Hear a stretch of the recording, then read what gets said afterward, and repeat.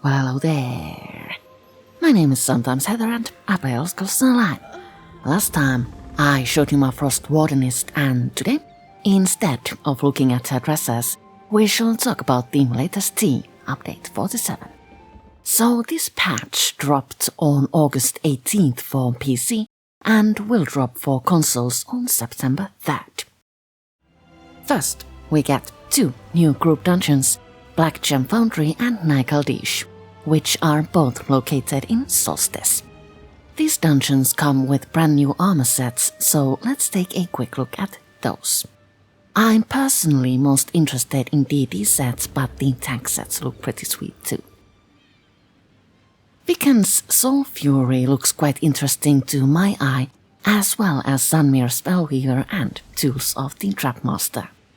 Both monster sets also look very promising, and I'm actually looking forward to testing the Bar Saka set. We do love our blood-related sets here. Feast of Shadows also brings us 3 new PvP sets, Coup de Grace, Unflinching Ultimate and Spell Shredder, which all look quite interesting. You can get these from rewards for the Warty rewards coffers, which you can earn by completing PvP activities in Cyrodiil and Battlegrounds. I'm personally not much of a PvPer, but oh boy does Spell Shredder look nice. You can also find a skin, 2 skill styles, 2 mementos, a die, trophies and several new titles in these dungeons. Let's take a look at our map then. Upon investigating the Solstice map, we notice new locations. 5 siege camps have been added to our map, and 1 existing location has been given a name and a purpose. I won't try to pronounce that, but I will take you to all of the siege camps. Let's first go to South Siege Camp. This location is rather empty with little to see. Just a few backpacks to loot and oh look, a treasure chest. Nothing really valuable there. Our next stop, Warmstone Siege Camp, has a blue pyre burning but nothing more. Central Siege Camp also appears rather quiet, but Sunport and North Siege Camps are both inhabited by a few NPCs. We can't speak with them, but perhaps they will play a role in the future when these siege camps rise to great importance. In the not-so-distant future, we get to start preparing for the great event, the Battle for the Writhing Wall, which will, in time, take down that blue barrier and reveal the other half of Solstice for us to explore. Details on the preparations will be revealed in September. Skodor will get us started on a new event intro quest. Prince Azar will give us a new zone story quest. There will be 4 new repeatable quests to support the war effort, and siege camps will be home to incursions. This all sounds very exciting, and there's more. Reward coffers that drop from the new repeatable quests include style pages, fragments to new skill styles, and fragments to a new pet. And when the battle for the Writhing Wall starts, it won't be contained on Solstice. Parts of it will leak into the mainlands of Tamriel in the form of worm cult incursions and hostilities in delves and public dungeons. I've already seen worm cult incursions happening all across Tamriel, so be prepared. Adventure may catch you anywhere. As usual, Update 47 brings us various bug fixes, minor alterations to sceneries, and also changes to abilities. This time, Nightblades took a bit of a hit. First, a cosmetic thing. They changed the animation on Blade Cloak and its morphs. The shrapnel has a new look and a touch of magic too. I kinda like this, but I'm very uncertain of what they did to Nightblade abilities. Grim Focus no longer grants increasing weapon and spell damage, but will instead boost critical chance. Shadow Cloak will no longer give a boost to critical chance, but will now grant you minor protection. And the Catalyst passive got nerfed, so we might all need to take a good long look at our Nightblade builds. Thanks, Todd. Along with bad news, we got good news. Our writs are now stackable. Yay!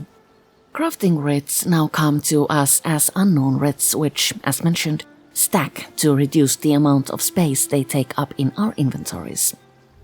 This change does make wreaths a bit more difficult to use, but we can get used to that, right? Right. Wreaths take us conveniently to Rollislalu, who has a few new things to sell us. Let's take a look. We find 6 new furnishing patterns, all really pretty. If you aren't a crafter, but would still like to have these furnishings in your home, take a look at Guild Vendor's inventories. All of these items can already be found in guild stores for obscene amounts of gold, as can be expected. I really wanted that fountain, so I searched for it, paid 35,000 gold for it, and got it. That's a little bit larger than expected, but still very nice. You can also find new items from Mahejeka in Skinkrad and Masela in Western Skyrim. Which ones are new, I can't recall, but if you hop on over to the purchase leaf in your housing menu, you can find quite a few new furnishings. Most of these are building components, but you can find a few cute items scattered in there. And where do new furnishings look good in? New homes, naturally. Update 47 brings us 2 new homes, which will be available for purchase later this year. First, Hidden Spring Cottage in the Gold Coast. This is a medium-sized house with a large garden and a cozy cottage. I think most of us have been a bit desperate for smaller homes, and this one is a lovely addition to that department. The garden's really pretty too, and has an intriguing feature related to critters. Wild-grown Chapel of Julianus is located in Westfield and is a large-size home, a manor if you will. This house also comes complete with a large garden that actually has a lot to see. The hanging bridges are really pretty and the views are amazeballs. The actual home isn't too shabby either. With one large room and a few more secluded areas, this could be a decorator's dream. A bit too large for my taste though, and I will betcha the price tag will be astronomical. Game devs have also given us a little bit of an improvement regarding the Infinite Archive. You know how you sometimes get visions that just don't match with your skills or playstyle? Well, you can now use archival fortunes to reroll. Parting with some currency will give you a new set of visions to choose from.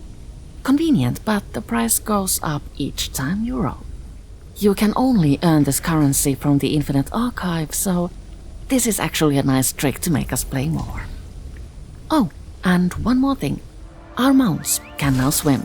Gone are the days when wading across a streamlet made any mount disappear. Ja!